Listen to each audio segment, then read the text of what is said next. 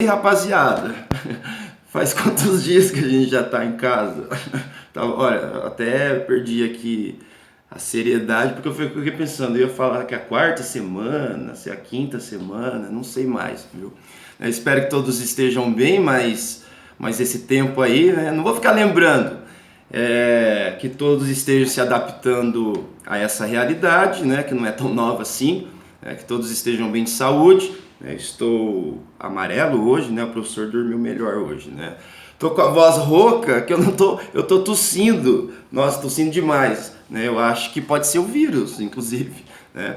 Mas estou bem, né? Apesar de estar tossindo bastante à noite, né? Espero que todo mundo esteja bem, espero que todo mundo esteja, digamos, pensando na vida. Espero tudo de bom aí para vocês, né?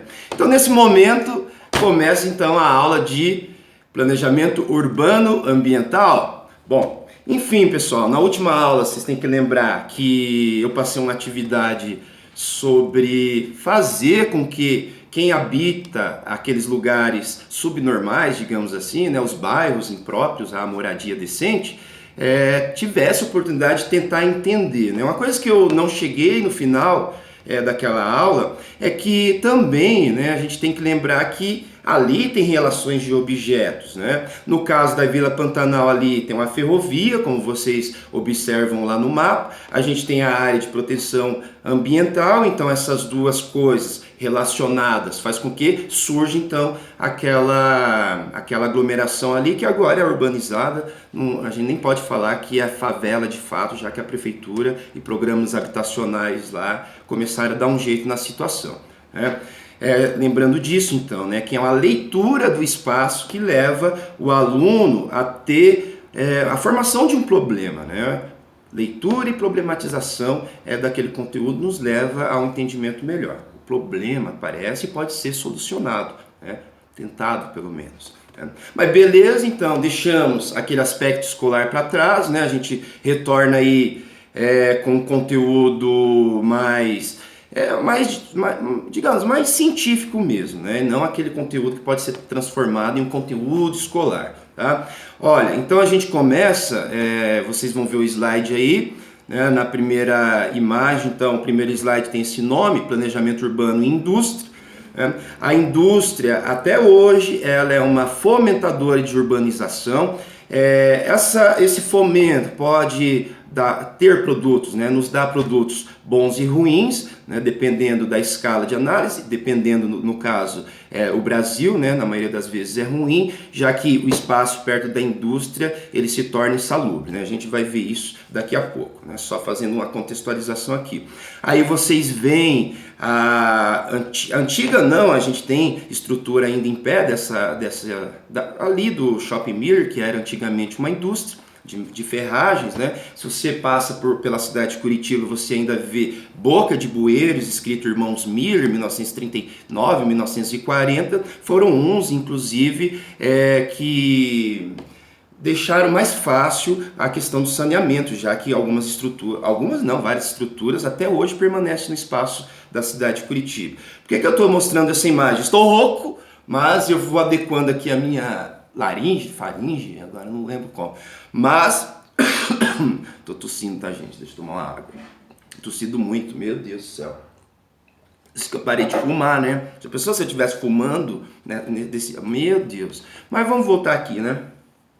Pessoal, tem a indústria Miller, a carcaça, né, da indústria Miller sobrou ali e virou Shopping Miller. Por que eu estou dizendo isso? Porque no passado a periferia era ocupada pela indústria. A gente tem que lembrar do modelo modernista, onde a cidade era estruturada em vários setores e existia no passado já um setor próprio para a indústria. É claro que esse setor próprio já tinha uma estrutura estabelecida, no passado as ferrovias, a facilidade da pessoa estar perto da cidade e trabalhar na indústria, né? Já que o caso brasileiro é uma opção pela periferização da população, e uma melhoria não, né? E o transporte público, então, sendo uma grande empresa também, né? Explorando essa mão de obra afastada da indústria, né? No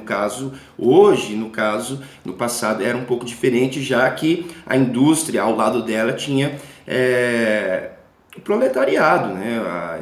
As pessoas ali que trabalhavam na indústria, então era próximo, não era tão distante, né? A gente vai ver isso daqui hoje.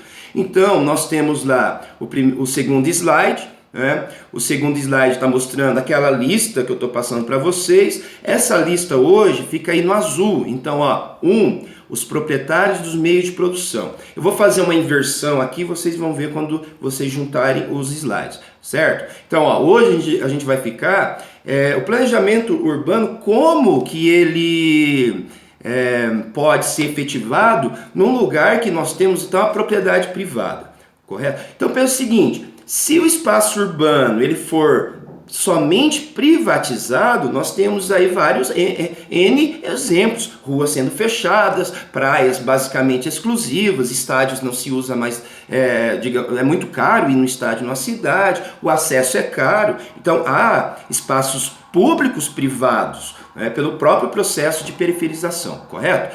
Mas esses espaços dos proprietários dos meios de produção já é privado. Então aí o Estado muitas vezes interfere fomentando, que é o caso nosso hoje, que é a indústria, certo? No caso, a gente pode pensar que os proprietários de meio de produção, as áreas rurais, pode, no primeiro momento, entrar como áreas periféricas passíveis de urbanização, mas nós hoje nos atemos aí, principalmente à indústria, né? A gente vai falar então um pouco sobre a cidade industrial de Curitiba, né? O SIC, né? Então vamos lá para o terceiro slide. Gente do céu.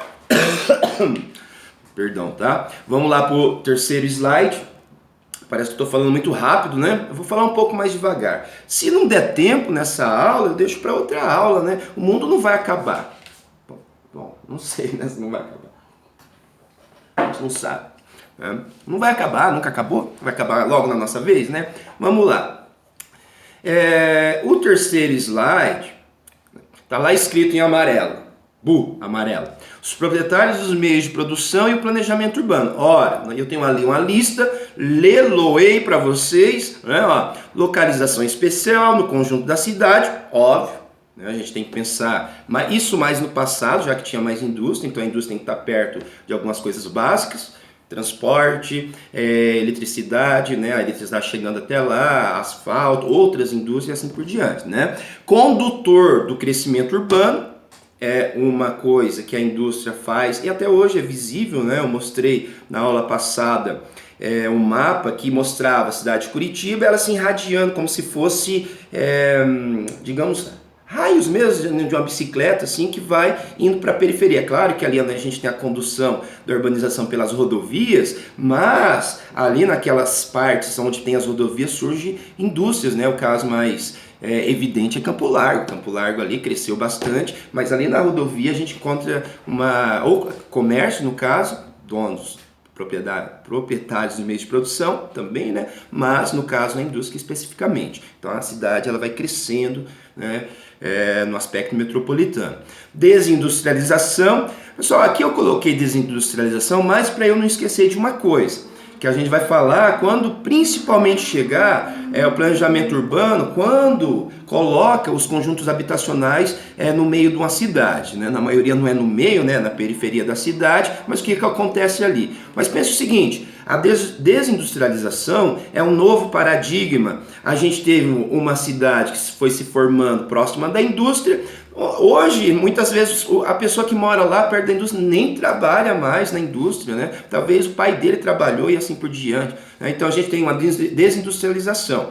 Esses bairros que foram ocupados pela indústria, né? A indústria chamou gente, nos países mais industrializados, né? No caso norte dos Estados Unidos, a gente tem então a decadência e até mesmo as ruínas de cidades, né? A gente tem um caso mais emblemático na atualidade, a cidade de Detroit, né? A periferia da cidade totalmente abandonada, houve uma evasão urbana ali, né?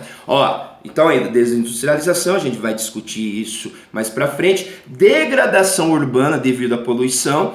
Essa degradação urbana é potencial ou não? Vamos pensar o seguinte, a degradação urbana, onde a indústria chega, a gente tem o preço da terra cai, correto? Então, se esse preço da terra cai, há a formação de bairros mais populares.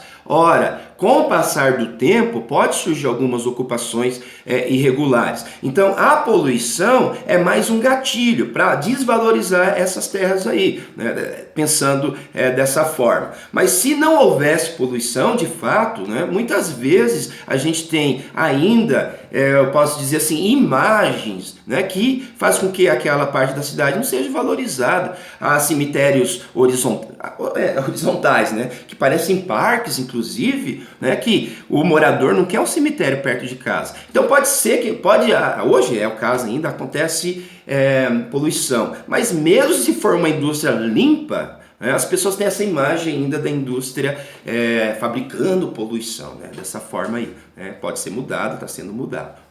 Então vamos pensar o seguinte, ó, e a última frase lá, ó, desvalorização do espaço urbano, surgimento de bairros populares. Estou falando que o bairro popular é o fim do mundo, não é isso, mas a desvalorização do espaço urbano faz com que surja bairros onde há uma diversidade menor social, e essa diversidade menor social são os bairros mais afastados, né? Onde há uma classe social menos favorecida. Isso é evidente principalmente quando você passa nesses bairros e vê a paisagem desses bairros. É claro que não chega a ser, óbvio que não chega a ser, não é uma comparação aqui, mas só lembrando o conceito, as construções ali também refletem uma baixa capacidade financeira de produzir a habitação num tempo rápido, né? Num tempo mais rápido, né? Rápido, beleza?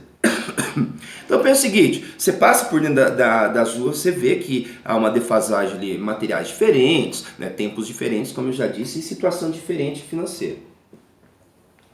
Fora que visivelmente na paisagem, a paisagem humana pode enganar, mas o bairro, evidentemente, né, na paisagem mostra-se mais empobrecido. Né? Ó, vamos lá para o slide 4, eu vou falar devagar então. Ó. Slide 4. Exigências da produção do espaço industrial. Ora, o espaço industrial vai e na maioria das vezes ainda exige isso daí. Muitas coisas não se exige mais, né? Não é mais indústria pesada que a gente está falando, né? É uma desindustrialização, inclusive. Mas vamos lá, ó. 3. Exigências da produção do espaço industrial. Já falei isso. As duas que eu estou frisando ali, a mão de obra abundante e a mão de obra qualificada. Pessoal, abundante a gente tem, né? No passado a gente tinha, né? A mão de obra era menos qualificada, era mais qualificada que a rural, mas era menos qualificada ainda quando a gente olha para a indústria fordista. Então, nós aqui no Brasil um pouco menos, mas quando a gente olha para a Europa, aquela massa de funcionários, né? de pessoas trabalhando, representa, né? Um filme de Charlie Chaplin, né? Representa então aquela multidão entrando numa fábrica e produzindo. Então aquilo ali é a reserva de proletariado, que é um conceito que a gente nem pode usar mais, né? Ó, mão de obra qualificada, beleza, né? A gente vai ver isso depois, mas as duas coisas aí, hoje, atualmente, a mão de obra qualificada possivelmente, né, não mora mais perto da indústria. Se ela é muito qualificada, o engenheiro, por exemplo, vai ser afastado da indústria, né? A gente sabe que quanto maior o acesso, né, a capitais, mais a tendência, né, ter dinheiro, a tendência é morar nos bairros mais centrais, né? Isso é um paradigma brasileiro, né? E agora, de 2015, se eu não me engano, 16, saiu um estudo reafirmando isso daí, né? IBGE ainda a gente tem esse padrão. Tá? Nós temos então uma lista de várias coisas, né? Mão de obra abundante, mão de obra qualificada, existência de instituições de treinamento técnico, isso mais no passado, fácil acesso rodoviário, ó, beleza, existência de meios de produção, próximos dos principais fornecedores, por exemplo, isenção de imposto, região que apresenta distritos industriais. Curitiba é um caso, né? Formou-se o SIC, se planejou o SIC, serviço de manutenção e assistência, disponibilidade de saneamento básico, disponibilidade de energia elétrica, custo do terreno da região, né? Afastado era mais barato no passado, né? Esse que eu acabei de falar aí é o slide 5. Só vamos lá para o 6, rapidamente, estou falando rápido, né? Eu acho que não vai dar tempo de eu passar tudo isso, hein? Dessa parte aqui do SIC, né? Lembrando, eu tive uma aluna, né, Eliette, querida também, A Eliette, ai meu Deus do céu. A Eliette, então, ela morava lá no SIC e ela fez um trabalho sobre o SIC. Então ela investigou a questão dos proprietários imobiliários, né, quem eram os donos, como que o SIC se formou, e ela mostrou em alguma, pesquisando na biblioteca, pegando alguns jornais, que existia antes, né, de tudo isso, né, até mesmo do Brasil entrar mesmo em crise, né, de 2015 para cá, que existia tendência a ter pelo menos na região uma valorização fundiária, já que a gente tinha proliferação de condomínios, não condomínios prédios, condomínios horizontais mesmo, claro, com as casas geminadas muitas vezes, fazendo com que uma classe média morasse lá, então utilizando mais o carro. Uma coisa que 5 anos atrás a gente teria que alguém investigar como está hoje, né? Mas o que eu vejo é que não há de fato uma classe parecida com as que estão aqui perto do centro, né? Uma Água Verde, uma coisa, morando muito distante, né, da parte central. É custoso, né? A gente tem o automóvel, ele, claro, é uma rapidez na cidade, mas dependendo do horário, quem está no ônibus e quem está de carro é ao mesmo tanto de tempo, né, só muda o conforto. Então ainda é muito difícil, né, se locomover na cidade brasileira. Né? Congestiona. Tá? Ó, o slide 5, então, é uma citação da Chiapette, que eu peguei lá da TCC da Eliette, né? Ali ela faz uma contextualização do que seja uma zona industrial. Pessoal, basicamente, uma zona industrial é um lugar especial da cidade, planejada para ser.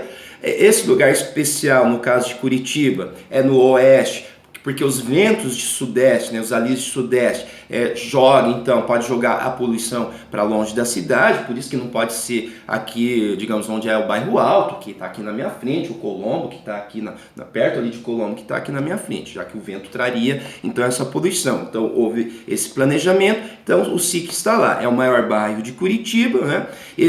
O SIC se caracteriza, então, com vários nomes até no Brasil, uma zona industrial, um distrito industrial, apesar da palavra distrito ter conceitos diferentes, né? Mas a natureza urbana brasileira, a gente pode dizer que é um distrito, né, industrial. Vamos lá então para os slide 6, então a Chiapette está em 1994, é uma dissertação, não sei se é uma tese agora, dissertação mais antigona, uma das primeiras que vão, assim, ver mesmo que o SIC é uma dissertação, se eu não me engano, até feita na máquina, agora parece que é uma coisa assim, né? Que eu peguei esse livro, essa dissertação, lá na biblioteca. Nós temos lá a citação 6, ó, uma contextualização também. Eu acho que alguns de vocês aí moram no SIC, então eu vou passar algumas partes do SIC nos próximos slides. Gente, eu estou vermelhando porque eu tenho que prender a respiração. Por isso que eu nem estou saindo mesmo, né? Vai que eu estou com coronavírus, né? Fico tossindo, então fico bocado aqui. Então vamos lá, o 6. SIC foi instalado na região oeste a 10 km do centro, seus 40 milhões de metros quadrados, beleza, tem uma contextualização da agência Curitiba aqui, do SIC, né? Então tá ali, ó, o período mais intenso de industrialização ocorreu entre décadas de 70 e 90, quando cerca de 90% das empresas iniciaram suas atividades. Nesse período, a gente tem a cidade de Curitiba atraindo, estou olhando o tempo, atraindo bastante população, né? A gente tem uma propaganda muito grande, né? Lembrando que coincidiu com o problema do café. Claro, o café já estava nos seus últimos suspiros, né, para acabar, né, com café como uma lavoura comercial, só café no caso, né, tinha já outros produtos, né, entrando na pauta produtiva, mas a geada de 75, então ela destruiu muito, né, as pessoas perderam o emprego muito rapidamente, ajudou de fato a lotar a cidade, né. O SIC, então, ele acolheu 90% das indústrias, muitas com isenções de impostos na compra do terreno, ou melhor, no aluguel do terreno, na compra do terreno, e assim vai. Pessoal, o Estado aqui é um indutor de desenvolvimento. Então a gente está, 1950, 60, 70, 80, a gente está então, né, 60 para frente, no regime militar, né? E lá depois de Getúlio Vargas, né, 40 para frente, a gente também teve um estado intervencionista. Então, o regime militar, nós temos uma intervenção também, fomentando a industrialização também, né? A gente tem que lembrar disso daí, ou o desenvolvimento social como um todo, né?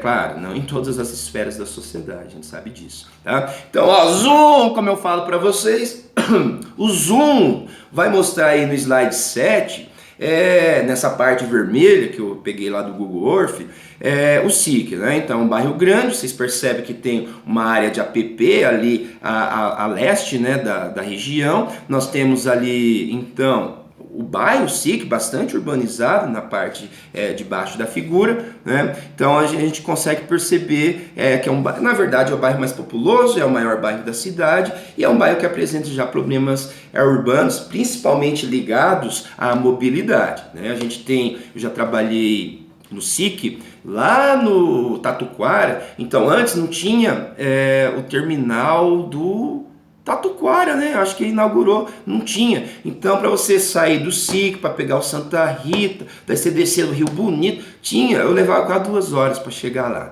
né? Então, quase não, era praticamente 2 horas, acordava às 5h30 da manhã, então chegava lá às 7h30, enfim, né? Vamos lá. Então, a mobilidade, eu saindo aqui do centro, 35 quilômetros dava daqui, 2 horas praticamente de ônibus, né?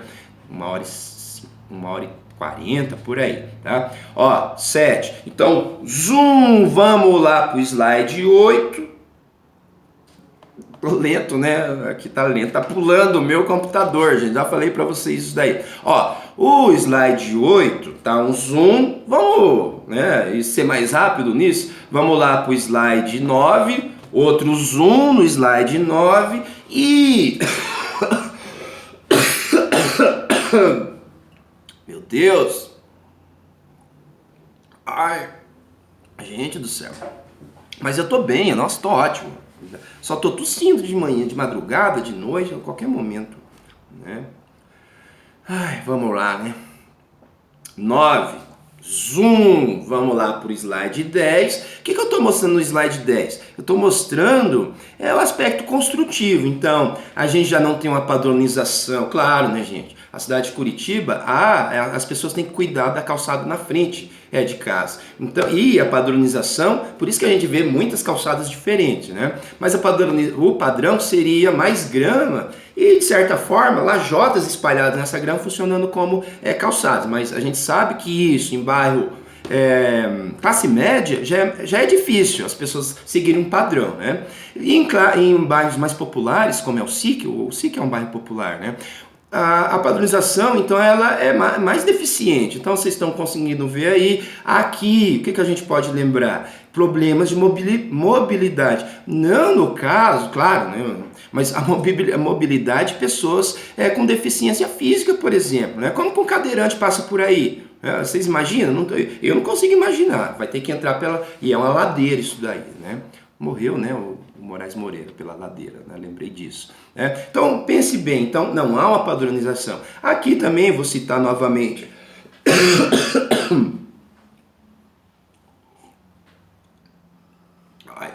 Ai, vou parar de falar ai, né? Perdão, tá, gente? Mas é isso, né? Estamos ótimos. 10, vamos lá para o slide 10, né? Tá, gente, deixa eu me localizar aqui, ó, 10. Vamos para o slide 11. 11 eu estou mostrando ali aquela questão da não padronização construtiva. Essa não padronização é o resultado de baixa capacidade de produzir as melhorias na moradia, ou a própria moradia, né? Então, materiais diferentes, tempos diferentes, né? Recursos diferentes, né? Mas o que eu quero mostrar para vocês aqui, ó, no slide 12. Então vocês veem aí mais uma parte do SIC, né? Um dia bonito, deve ser inverno também, né? O céu azul, né? Então, ó, o slide 12, a gente tem a localização especial. Pessoal, aqui eu não vou conseguir fazer um zoom no meu slide, vou tentar aqui, tá? Espera aí, né? Temos todo o tempo do mundo. Tá lá, ó, em amarelo no slide 12. Vamos lá, Tá em amarelo lá no slide 12. Gigante, né? Tá lá. É uma reportagem da Gazeta do Povo que mapeou o SIC, tá ali na biblioteca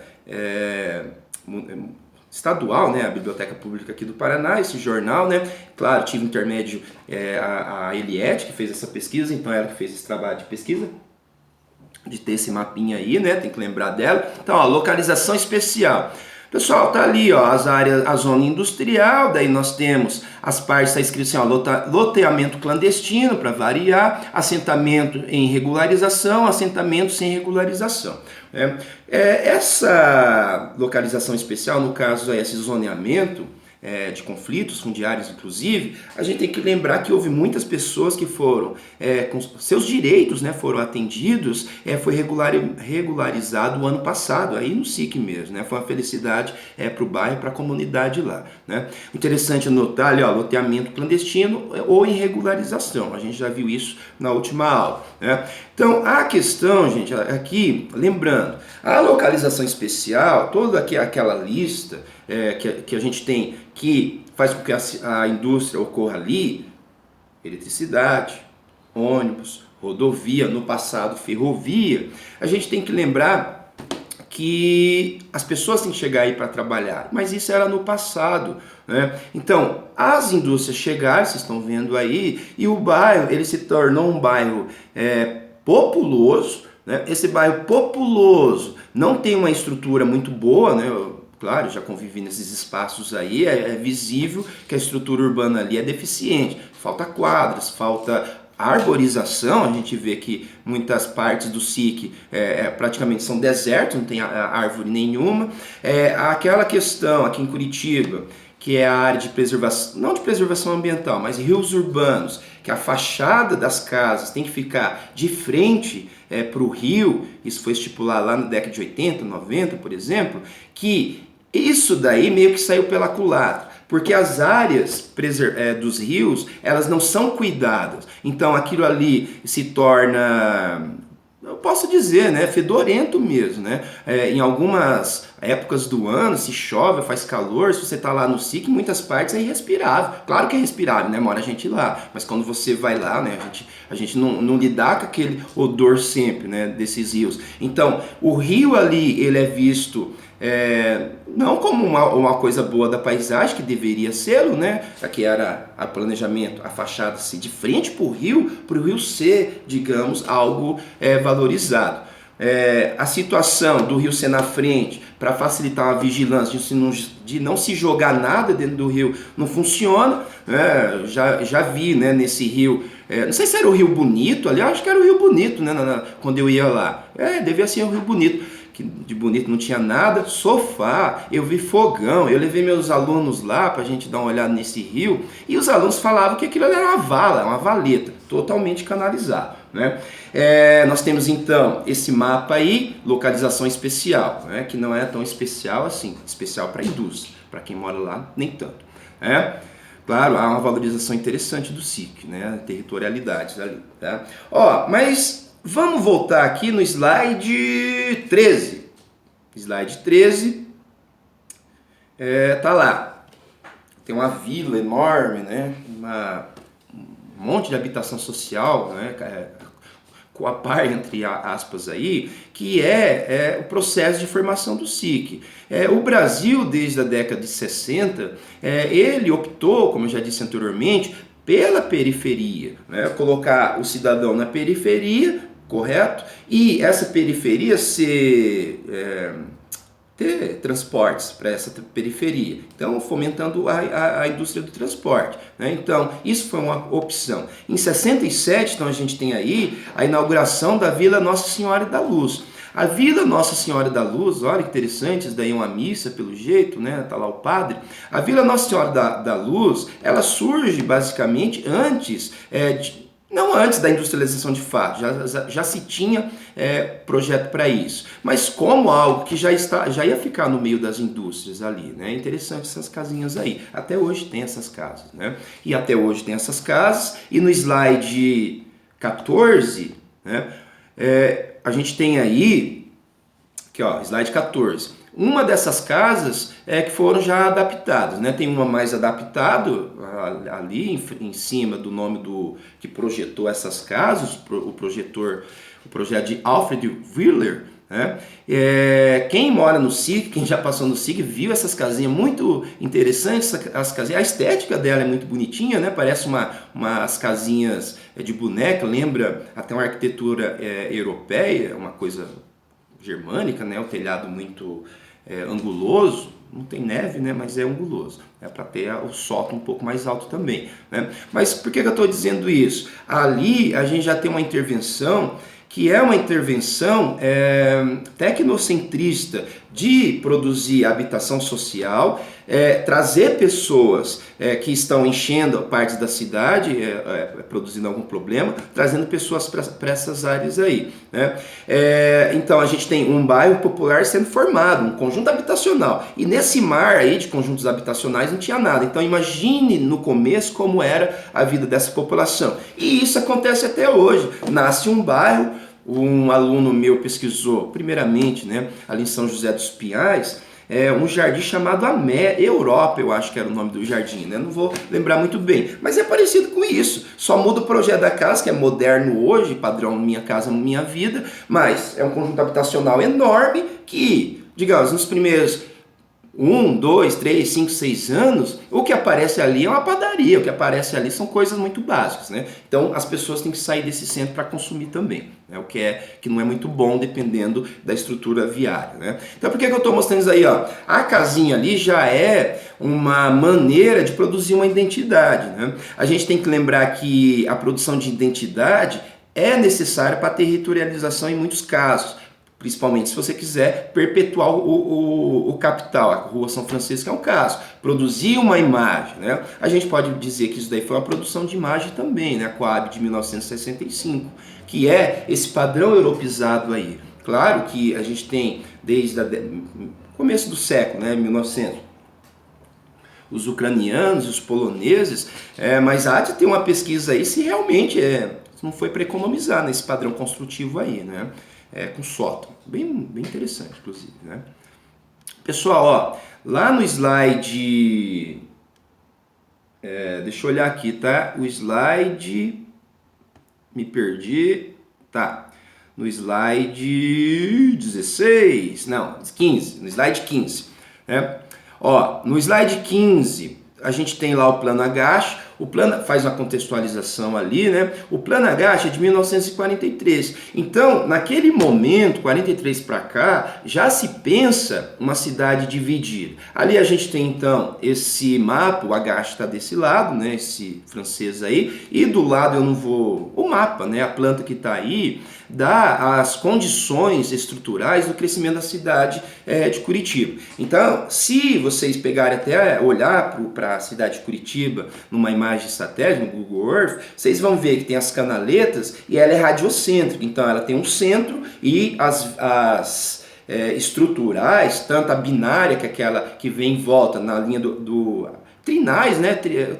Trinais, se eu não me engano. Tem as rápidas, sentido bairro e centro, tem aqui sentido bairro e centro, no meio vai ter aquela local que também é sentido bairro e centro, fica do lado da canaleta do biarticulado, e a gente tem ali a canaleta do biarticulado. Então a gente tem uma produção de espaço em raias, né? Em raios, digamos ali, né? Então ali a gente já tem no plano Agache, é um mapa bem complicado de achar, pelo menos na internet, bem visível. Daí foi a Eliette que achou lá na biblioteca, inclusive, né?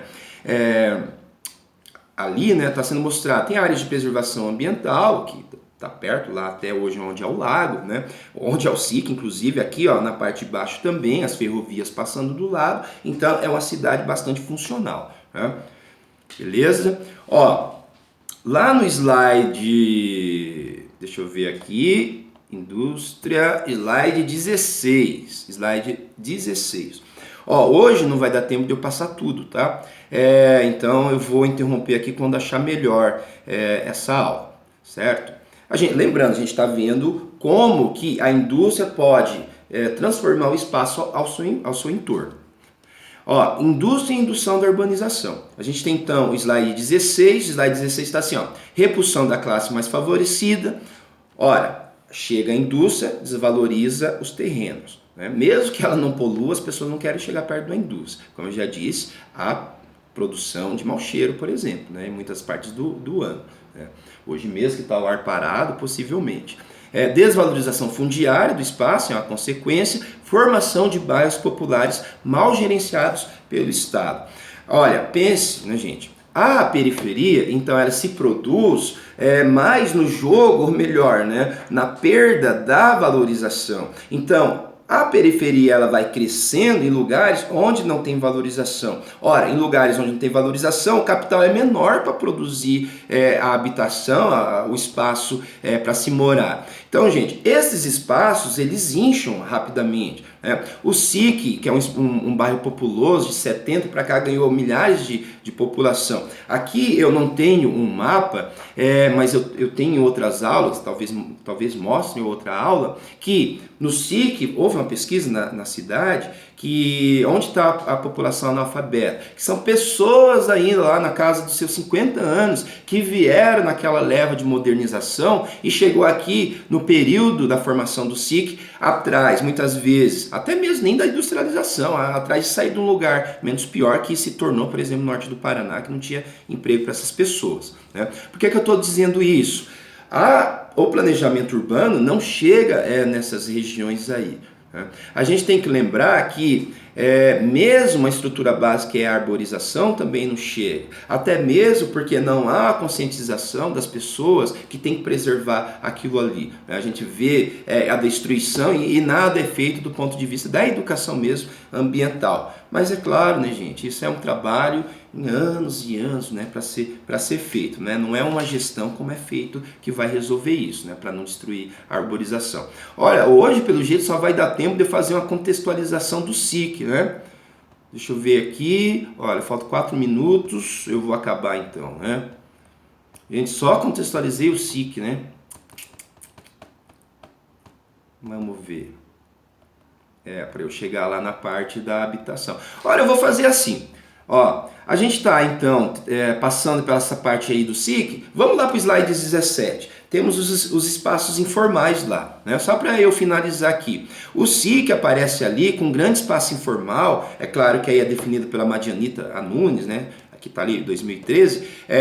Tem grandes, né? A gente consegue ver daqui que há áreas de periferização, não, favelização, mas o que eu quero chegar mesmo é lá no slide 18, né, que tem um jornal que foi tirado ali da biblioteca pública pela Eliette, que mostra o SIC, uma busca de diversificação para crescer. Esse crescer compreende também aqui, no caso, o crescimento para moradia, né? Como eu disse anteriormente, que espaços mais planejados para que se tenha, que é a exigência do produtor de moradias, para essa moradia se tornar um pouco mais valorizada ou mais valorizada, que é a produção de espaços verdes ou que é muitas vezes a preservação desses espaços verdes que podem se transformar em parques, né, ou algum parque pode ser, digamos, frequentado, mas também melhoria da estrutura urbana, iluminação, quadras, para fazer com que o SIC tenha uma melhor diversificação. Essa diversificação passa pela questão social também. A gente tem um bairro que basicamente a renda per capita é a mesma, que gera para a cidade não, para o planejamento uma desorganização. Então aqui tem um interesse, né, vai ser mostrado depois, que uma classe média está comprando partes dessa cidade para produzir a habitação, mas muitas vezes para esperar a valorização. Então é mais um problema que deve ser encarado pelo planejamento urbano, que é o quê? Que é a valorização do bairro popular, que pode expulsar pessoas. Então, muitas vezes, e no caso nosso agora, o SIC né, um bairro que sobra partes para construir ainda. Né?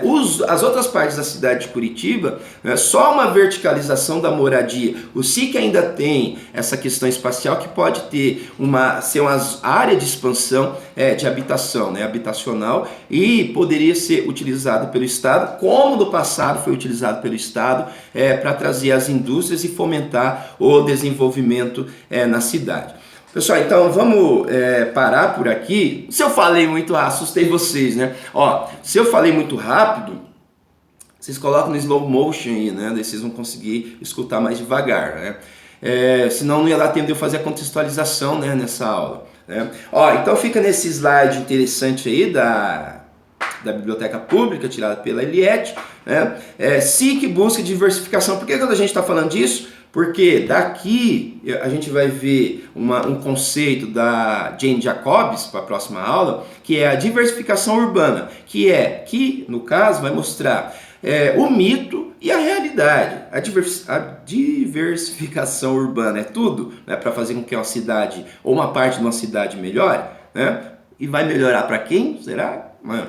Pessoal, então, obrigado, espero que todos tenham uma semana boa, né?